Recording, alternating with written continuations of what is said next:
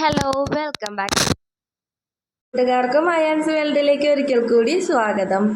ഇന്ന് ഞാനൊരു പുതിയ റെസിപ്പി ആയിട്ടാണ് എത്തിയിട്ടുള്ളത്. ഒരെണ്ണം കഴിച്ചാൽ തന്നെ പെട്ടെന്ന് വയറ് നിറയുന്ന, അതുപോലെ തന്നെ എല്ലാവർക്കും ഇഷ്ടപ്പെടുന്ന ഒരു ഐറ്റമാണ്. കുറച്ച് വെജിറ്റബിൾസും മുട്ടയൊക്കെ ചേർത്തിട്ട് ചെയ്തെടുക്കുന്നതാണ്.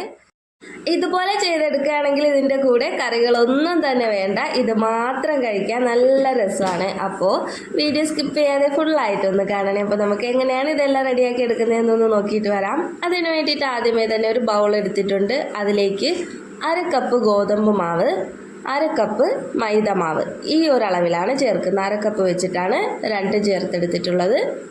രണ്ടും ഒരേ അളവിൽ തന്നെ എടുക്കാൻ ശ്രദ്ധിക്കണം. ഇനി അതിലേക്ക് ആവശ്യത്തിന് ഉപ്പും ഒരു 2 ടീസ്പൂൺ വെളിച്ചെണ്ണയും കൂടി ചേർത്ത് കൊടുത്ത ശേഷം ആദ്യം മാവ് നന്നായിട്ടൊന്ന് മിക്സ് ചെയ്തെടുക്കാം. ആ ഉപ്പും വെളിച്ചെണ്ണയും മാവിലൊന്ന് സ്പ്രെഡായിട്ട് വരാൻ വേണ്ടിയിട്ടാണ് ആദ്യം മിക്സ് ചെയ്തെടുക്കുന്നത്. അതിനുശേഷം ഇതിലേക്ക് ആവശ്യത്തിന് വെള്ളം കൂടി ചേർത്ത് കൊടുത്തിട്ട് നന്നായിട്ട് കുഴച്ചെടുക്കാം. ചപ്പാത്തി മാവിൻ്റെയൊക്കെ അതേ ഒരു പരുവത്തിൽ തന്നെ കുഴച്ചെടുക്കാം. ഒരുപാട് ലൂസായി പോവരുത്, ഒരുപാടങ്ങ് തിക്കായും പോവരുത്. ഈ ഒരു പരുവത്തിൽ വേണം കിട്ടാനായിട്ട്. ഇതുപോലെ ഒന്ന് കുത്തി കൊടുക്കുമ്പോൾ കുഴി അതുപോലെ വരയും വേണം. കുഴി അപ്പോൾ തന്നെ നിമിർന്ന് വരാനും പാടില്ല. ആ ഒരു പരുവത്തിന് വേണം കിട്ടാനായിട്ട്. ഇനി ഇതിനെ ഒരു 10-15 മിനിറ്റ് ഒന്ന് റെസ്റ്റ് ചെയ്യാനായിട്ട് മാറ്റി വയ്ക്കാം. നമുക്കിനി അടുത്ത പ്രൊസീജിയർ തുടങ്ങാം.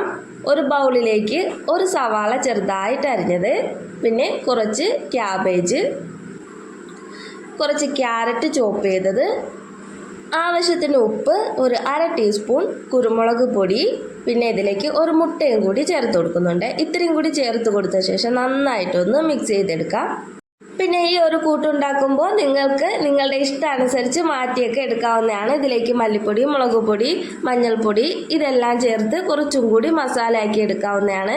അതല്ലെങ്കിൽ പച്ചമുളക് വേണമെങ്കിൽ അതും ചേർക്കാം, കുറച്ചുകൂടി സ്പൈസി ആയിരിക്കണമെങ്കിൽ അങ്ങനെയും ചെയ്യാം. അപ്പോൾ ഇതെല്ലാം കൂടി നന്നായിട്ട് ഞാനൊന്ന് മിക്സ് ചെയ്തെടുത്തിട്ടുണ്ട്.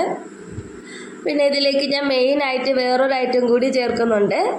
ചീസാണ് ഇതിലേക്ക് ചേർക്കുന്നത്. ഇതെല്ലാം മിക്സ് ചെയ്തെടുത്ത ശേഷം ചീസ് ഇതുപോലെ ചെറുതായിട്ട് ഇതിലേക്ക് അങ്ങ് ചേർത്ത് കൊടുത്താൽ മതി. കട്ട് ചെയ്ത് ചേർത്ത് കൊടുത്താൽ മതി.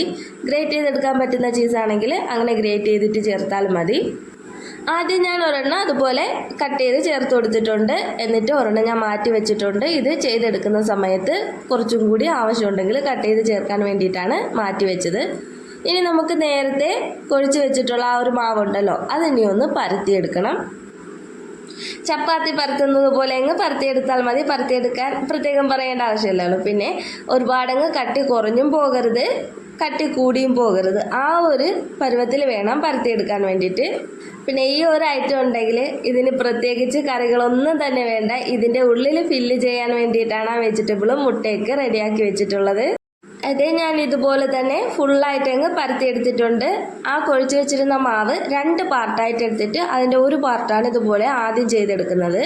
ഇതുപോലെ ചെയ്തെടുത്ത ശേഷം എന്തെങ്കിലും ഒരു പാത്രമോ എന്തെങ്കിലും അടപ്പോ എന്തെങ്കിലും കൊണ്ട് ഇതുപോലെ ഒന്ന് റൗണ്ട് ചെയ്തെടുക്കാം. ഇതുപോലെ റൗണ്ടായിട്ട് ചെറിയ ചെറിയ പീസായിട്ട് കട്ട് ചെയ്തെടുക്കാൻ വേണ്ടിയിട്ടാണ്. അങ്ങനെ ആദ്യത്തെ പാർട്ട് ഞാൻ ഇതുപോലെ ചെയ്തെടുത്തിട്ടുണ്ട്. അപ്പോൾ ഇത് ചെയ്തതിന് ശേഷം ബാക്കി ചെയ്താലും മതി, അല്ലെങ്കിൽ എല്ലാം റൗണ്ട് ആക്കി വെച്ചതിന് ശേഷം ഫില്ല് ചെയ്ത് റെഡിയാക്കി എടുക്കുകയും ചെയ്യാം. ഇനി ഇതിൻ്റെ മധ്യത്തിൽ ഇതുപോലെ ബാക്കി വന്ന മാവ് എടുത്ത് കളയേണ്ട ആവശ്യമില്ല. അത് നമുക്ക് ലാസ്റ്റ് ഇതുപോലെ ചെയ്തെടുക്കാവുന്നതാണ്. ഇനി അതിൽ ഒരു ഫില്ലിങ് ഒരെണ്ണം എടുത്തതിന് ശേഷം അതിലേക്ക് ഫില്ലിങ് വെച്ച് കൊടുക്കാം. പിന്നെ ഞാൻ ആദ്യം പറഞ്ഞതുപോലെ ബട്ടർ കുറവാണെന്ന് തോന്നുന്നുണ്ടെങ്കിൽ ചേർത്ത് കൊടുക്കാം. നിങ്ങളുടെ ഇഷ്ടാനുസരിച്ച് എങ്ങനെയാണോ അതുപോലെ അങ്ങ് ചേർത്ത് കൊടുത്താൽ മതി. ഇതുപോലെ ഫില്ലിംഗ് എല്ലാം വെച്ച് കൊടുത്ത ശേഷം ഇനി രണ്ടാമത്തെ പൂരി എടുത്തിട്ട് അതൊന്ന് കവർ ചെയ്തെടുക്കണം. നന്നായിട്ട് കവർ ചെയ്തെടുക്കണം. കവർ ചെയ്തെടുക്കുന്ന സമയത്ത് 4 സൈഡും നന്നായിട്ടൊന്ന് പ്രസ് ചെയ്ത് കൊടുത്ത് അതിനെ ഒന്ന് ഒട്ടിച്ചെടുക്കണം. ഇതുപോലെ പ്രസ് ചെയ്ത് കൊടുക്കുന്ന സമയത്ത് തന്നെ നന്നായിട്ട് അങ്ങ് ഒട്ടിക്കോളും. നന്നായിട്ട് ഒട്ടിയിട്ടില്ല എന്നുണ്ടെങ്കിൽ അകത്തുനിന്ന് ആ ഫില്ലിംഗ് എല്ലാം പുറത്തേക്ക് വരാൻ ചാൻസ് ഉണ്ട്. അതുകൊണ്ടാണ് നന്നായിട്ട് ഒട്ടിക്കണമെന്ന് പറഞ്ഞത്. അപ്പോൾ ഇതുപോലെ അങ്ങ് ചെയ്ത് കൊടുത്താൽ മതി. ഞാൻ 2-3 ഇതുപോലെ ചെയ്ത് വെച്ചതിന് ശേഷമാണ് റെഡിയാക്കി എടുക്കുന്നത്. പിന്നെ ഇതുപോലെ ചെയ്തെടുക്കാൻ വേണ്ടിയിട്ട് വളരെ എളുപ്പമാണ്. ഒരുപാട് സമയമൊന്നും വേണ്ട, അതുപോലെ തന്നെ ഒരുപാട് ഇൻഗ്രീഡിയൻസ് ഒന്നും വേണ്ട. കയ്യിലുള്ള വെജിറ്റബിൾസ് അത് വെച്ചിട്ട് മാത്രം ചെയ്താൽ മതി. അതുപോലെ ബട്ടർ ഇഷ്ടമല്ല എന്നുണ്ടെങ്കിൽ അതും ചേർക്കണമെന്നില്ല, വെജിറ്റബിൾസും മുട്ടയും മാത്രം മതി. വളരെ പെട്ടെന്ന് റെഡിയാക്കി എടുക്കുകയും ചെയ്യാം. അതുപോലെ തന്നെ നല്ല ടേസ്റ്റുമാണ്. കുട്ടികൾക്കും മുതിർന്നവർക്കും ഒക്കെ ഒരുപോലെ ഇഷ്ടപ്പെടുന്ന ടേസ്റ്റാണ്. ഒരുപാട് എണ്ണ ഒന്നും വേണ്ട.